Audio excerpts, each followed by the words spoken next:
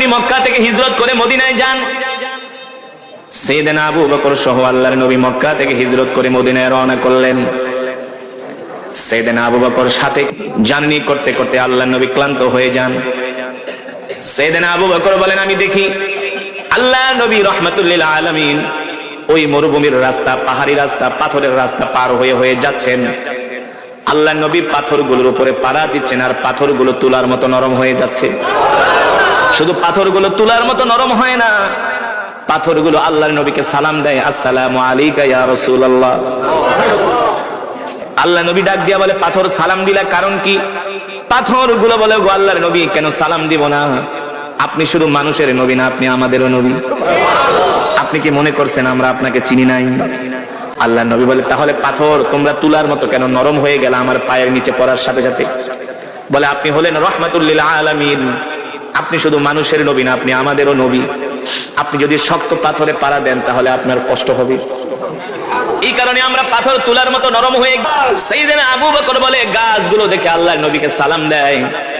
আল্লাহর নবী ডাক দিয়া বলে, গাছ সালাম দিলা কারণ কি? বলে, কেন সালাম দিব না? আপনি শুধু মানুষের নবী না, আপনি আমাদেরও নবী। ইমামুল আম্বিয়া, সাইয়্যিদুল মুরসালিন, খাতামুন নবিয়্যিন, যেই নবীর জন্য কুল কায়নাত পাগল, ঠিক কিনা বলেন? যেই নবীর জন্য গাছ পাগল, যেই নবীর জন্য মাছ পাগল, যেই নবীর জন্য সারা পৃথিবী পাগল, যেই নবীর জন্য কুল কায়নাত পাগল, আল্লাহ তাআলা হাসরের ময়দানে প্রত্যেকটা মানুষকে ধরবে, দায়িত্ব দিয়া দুনিয়াতে পাঠাইছি। আপনি আমি যদি সেই দায়িত্ব পালন না করি তাহলে আল্লাহর আদালতে সেই দিন আমাদেরকে জবাব দিতে হবে, ঠিক কিনা বলেন? এবার আসেন মুসলমান, বিশ্বনবী সাইয়েদনা আবু বকর বলেন, আমি আল্লাহর নবীকে নিয়ে মক্কার থেকে মদিনার দিকে যাচ্ছি। 3-4 দিন সফর করার পরে আল্লাহর নবী ক্লান্ত হয়ে গেলেন, ক্ষুধার্ত হয়ে গেলেন। জিজ্ঞেস করলেন, আনা আতশানুন জিদ্দান ইয়া আবু বকর, আবু বকর আমি ক্লান্ত পরিশ্রান্ত, আপনার কাছে কোনো খাবার দাবার আছে কিনা? সাইয়েদনা আবু বকর বলল, গো আল্লাহর নবী, আমার কাছে কোনো খাবার নাই, যা ছিল শেষ হয়ে গেছে। সাইয়েদনা আবু বকর বলেন, আল্লাহর নবী আমার কাছে খাবার চেয়েছেন, আমি নবীকে খাবার দিতে পারি না, এর চাইতে কষ্ট আমার কাছে আর কিছু হতে পারে না। অথচ এই আবু বকর সে আবু বকর। আল্লাহ নবী বলে, আবু বকর পানিও কি নাই? বলে, পানিও শেষ হয়ে গেছে। কত কষ্ট করেছেন নবী।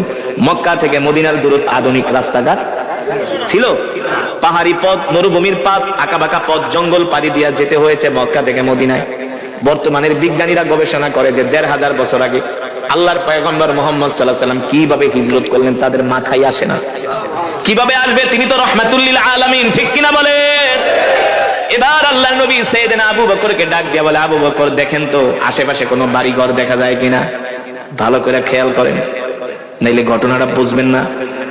আল্লাহর পয়গম্বর বলে, আবু বকর দেখেন তো আশেপাশে বাড়ি ঘর দেখা যায় কিনা। সাইয়েদনা আবু বকর বলেন, শত শত কিলোমিটার রাস্তা, মরু, এমন গহীন অরণ্য, আল্লাহর নবী বাড়ি ঘরের কথা বলল, বুঝলাম না। সাইয়েদনা আবু বকর চিন্তায় পড়ে গেছেন। সাইয়েদনা আবু বকর বলে, আল্লাহর নবীর বরকতি জবান মোবারক দিয়া বাড়ি ঘর আছে কিনা, এই কথা বলার সাথে সাথে মরুভূমির মধ্যে বাড়ি দেখা যায়। জোরে বলেন সুবহানাল্লাহ।